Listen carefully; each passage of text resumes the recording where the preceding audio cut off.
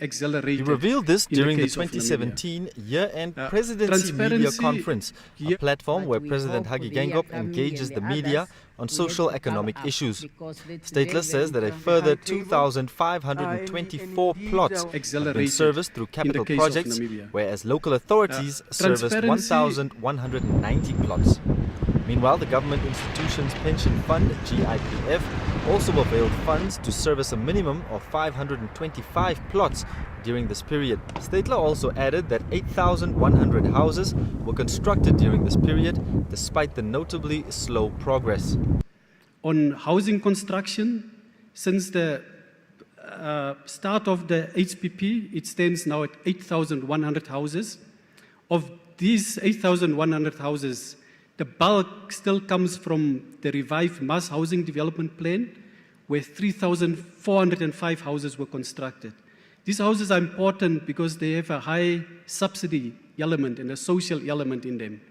The other houses were either constructed on a PPP basis through private developers, and then the GIPF so far has constructed 223 houses, mainly targeted for the uniformed personnel. Rural toilets and sanitation. Again, on rural toilets, we are not doing that well. This is against the backdrop of a growing backlog of housing for ordinary Namibians, which now stands at around 300,000 housing units since last year. Our international reserves is also an outcome that we monitor under HPP. The target is to have import coverage of 3 months. As you can see here, it has increased to 5 months. And if you look at just before the introduction of the Harambee Prosperity Plan, our international reserves was as low as 13.5 billion by the end of December 2014. By September this year, it has increased to 31.5 billion. What's also important, as the Minister of Finance indicated, is that our net international position, in other words, the overall balance sheet of Namibia, not just the fiscal balance sheet, it remains in a positive position. Also, partly because of the huge contractual savings that we have that's often invested outside Namibia. Now, this was on the fiscal side. The Harambee also has a component on economic transformation and industrial activity. Some of the activities that have been undertaken this year include the finalization of 10 industry growth studies. Subsequently, associations were formed to give meaning to the implementation of these industry growth studies.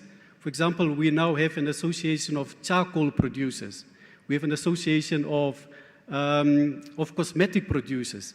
And this will give additional impetus to these SMEs, and some of them are also not SMEs, to produce more and to expand the productive structure of the economy. Harambee Prosperity According Plan to the is Namibia government's Statistics action plan to Agency, in the significantly capital reduce alone, poverty levels, about inequalities, and uplift the living 113,764 standards of people all are living in Namibia informal at settlements independence, out of a and total Namibia today population are of miles apart, and our country has recorded 325,858 people. consistent The improvements on all Harambee fronts. Prosperity Plan, However, a brainchild of Namibians President Hage continue to Geingob, face which challenges seeks to such as fast-track hunger, implementation lack of government decent programs, shelter, has youth implemented at unemployment, least and inadequate 38% of basic its social plans, services Stedler leads to youth emphasized. enterprises, The improved plan access to underscores service 5 land, key housing, pillars, and sanitation, namely effective and governance, sufficient economic advancement, social progression, infrastructure development, and international relations and cooperation.